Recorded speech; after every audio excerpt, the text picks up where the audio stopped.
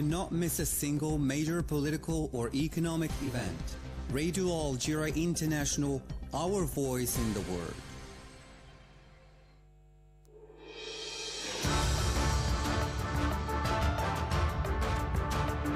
This is the English service of Radio Algeria International. It's time for the news. In today's top stories, Algeria has won in Mecca the Labaitum Prize for the excellent services provided to pilgrims in the category of Major Hajj Affairs Offices in supervision of the Hajj operation. The UN has expressed serious concern about the Israeli occupation army's compliance with the laws of war in an investigation into 6 bombings in the Gaza Strip last year that left at least 218 people dead. Russia and North Korea have signed an agreement on mutual defense in case of aggression, announced the Russian President Vladimir Putin, now in Pyongyang, who received the full support of his host Kim Jong-un for his war against Ukraine.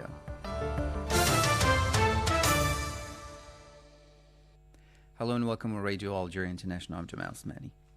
The Council of the Nation is taking part in the meeting of the Executive Committee of the Interparliamentary Union IPU, which is being held in Zanzibar, Tanzania. The Council of the Nation is represented by its Vice President, Mr. Ahmed Kharshi. During the meeting, the IPU's administrative structure, the committee members are examining the progress made in the proceedings of the working group on amendments of the Union statutes and regulations. The committee is also examining practical ways to effectively implementing the Union Code of Conduct for those responsible for governance, in addition to examining the Memoranda of Understanding that the Interparliamentary Union will conclude with the International Organization of Supreme Audit Institutions Development Initiative and the Institute for Economics and Peace. As you followed in our top stories, Algeria has won in Mecca the Labaitum Prize for the excellent services provided to pilgrims in the category of Major Hajj Affairs Offices in supervision of the Hajj operation during the closing ceremony of the Hajj season, held in the presence of the Minister of Religious Affairs, Youssef Belmehdi, and the Director General of the National Office of Pilgrimage and Umrah, Saleh Boutarfa. On the occasion, the Minister of Religious Affairs said the following.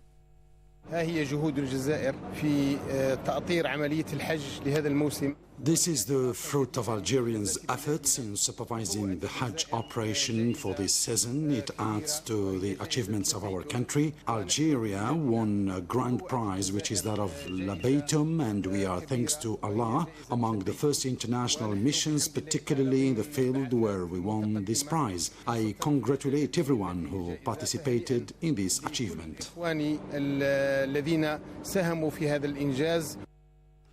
That was the Minister of Religious Affairs, Youssef Belmehdi. The Cameroonian magazine L'Equation, in its 780th edition issued on Tuesday, founded by the Cameroonian journalist Richard Bando, devoted an important report to Algeria, covering several topics highlighting Algeria's position internationally and regionally. Mariam Barshi has the details. The magazine's report on Algeria, including the pre-presidential elections, Algeria's election to membership in the Intangible Cultural Heritage Committee in UNESCO, in addition to Algerian efforts to combat child labor. Speaking to Radio Algeria International, Richard Bondol said the following. Today, the whole of Africa is on the move, not only Algeria, and there is a constancy that we must understand. That is to say that Algeria has taken the reins of an alleviated and liberal democracy. So when we see the actions proposed by President Abdelmadjid Tebboune, they are actions to be welcomed, because the Algerian president puts the citizens at the center of his concerns, which is why the Algerian president allows all Algerians to vote within the framework of the elections of those who should lead the country's politics. Dans le cadre du choix des responsables qui devraient mener les politiques en Algérie. In this regard, the Cameroonian magazine, which is well known in Africa, began its article by addressing the early presidential elections in Algeria, which it described as an important milestone. On the other hand, the newspaper Le Question reported on Algeria's anonymous election to membership in the Committee of the Intangible Cultural Heritage of UNESCO. The Cameroonian magazine concluded with the issue of Algeria's effort to combat child labour, stressing that it has taken important measures. The war veteran and former member of the National Liberation Army, Haj Kabir Mukhtar, passed away at the age of 85. The war veteran minister, Mr. Laider Bira, has extended his condolences to the family of the deceased and his comrades in arms, assuring them of his deepest sympathy.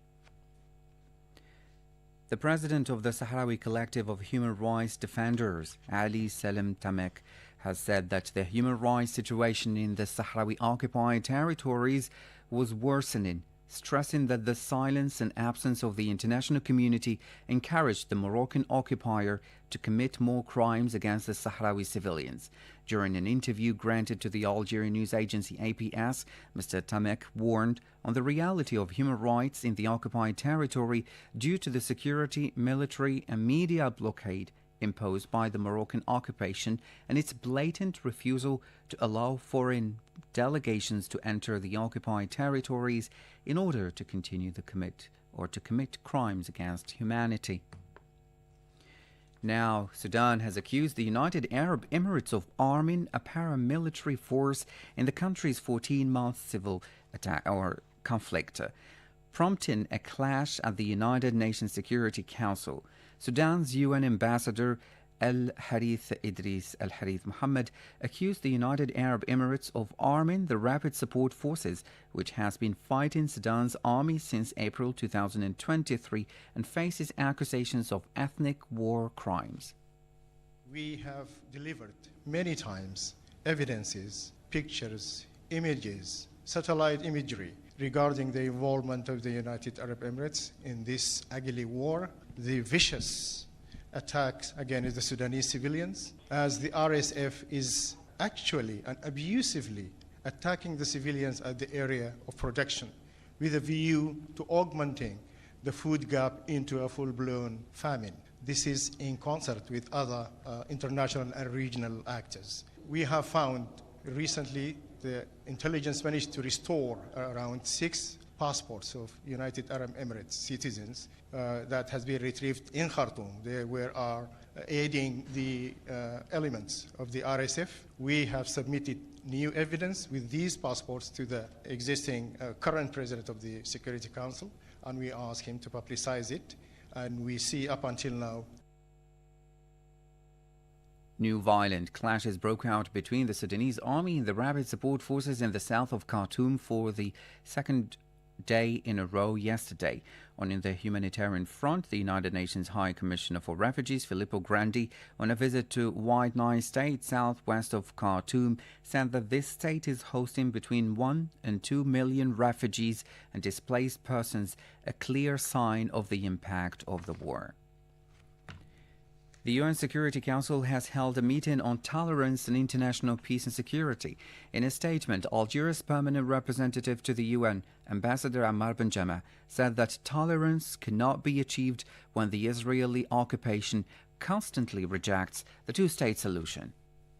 In the current context of international relations, tolerance cannot be materialized while we are in front of a barbaric aggression being perpetrated by the Israeli occupation forces against innocent civilians, including women, including girls and children in Gaza and in the occupied Palestinian territories. Tolerance cannot be achieved since one of its most blatant illustrations is rejected by the Israeli aggressors, which is the two-state solution. That was Algeria's permanent representative to the UN, Ambassador Ammar Benjama. Russia's permanent representative to the United Nations, Vasily Nebenzia, has said that Palestine obtaining its right to full membership of the UN would help launch a negotiation process on an equal footing with the Zionist entity. Quoted by Russia Today, Mr. Nebenzia said that Palestine's full membership of the UN General Assembly would enable it to negotiate on an equal footing with the Israeli occupation. The Russian diplomat also denounced the attitude of the United States, which uses the veto to block UN resolutions, stressing that this position now goes against the will of the international community in favor of the Palestinian state.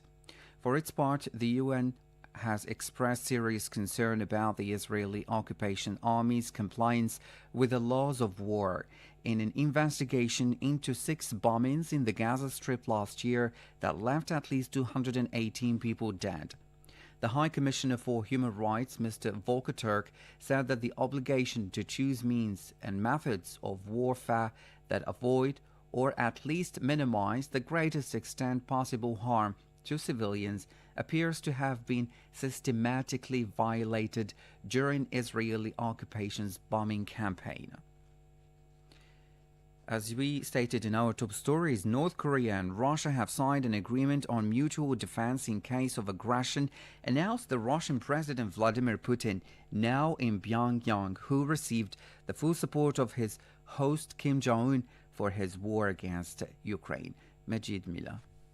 North Korean leader Kim Jong-un has promised full support and solidarity for Russia's war in Ukraine, as President Vladimir Putin said during their meeting in Pyongyang that Moscow is fighting against the decades-long hegemonic and imperialist policy of the United States and its allies. Putin has thanked Kim for unwavering support on Ukraine. The Russian leader is on his first visit to North Korea in 24 years, with relations between the two countries growing closer since Moscow began its full-scale military operation in Ukraine, and a rising concern that Pyongyang is providing Russia with weapons in return for Russia's technological expertise. Russia and North Korea have denied arms transfers but have promised to strengthen military ties. Speaking after his meeting with Kim, Putin said the new agreement is defensive in nature and includes a promise of mutual assistance if either is attacked. Russian news agencies reported as he described it as a breakthrough pact that will take ties to a new level. The Russian president said that the United Nations Security Council sanctions against North Korea for its nuclear program must be re-examined.